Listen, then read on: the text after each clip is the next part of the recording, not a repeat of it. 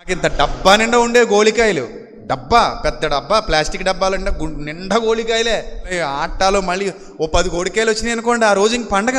అబ్బా అబ్బా అబ్బా అబ్బా 10 గోళీలు సంపాదించారు. ఇప్పుడు మీకు 10 గోళీలు ఇస్తే ఏం చేస్తారు? వాడి బుద్ధిగా లేదటే కానీ అప్పుడు మన ప్రపంచం ఏంటి? గోళీలే మన ఆస్తి. మళ్ళీ రావండి ఆ రోజులు. ఏనా 90s కిడ్స్గా ఇవన్నీ చూసాం మనం. ఇంక ఇప్పుడు పిల్లలంతా కళ్ళజోడు పిల్లలు వెళ్ళవు. కళ్ళజోడు పిల్లలంటే ఇంకా కళ్ళజోడు సర్దుకోవటం, ఆయన నొక్కుకోవటం, ఆ ట్యాబ్లో ఆడుకోవడం తప్పితే మన రోజులు ఇంక వీళ్ళకి రావండి. వీళ్ళ తరం కాదు. అంతా మంద వేరే ప్రపంచం.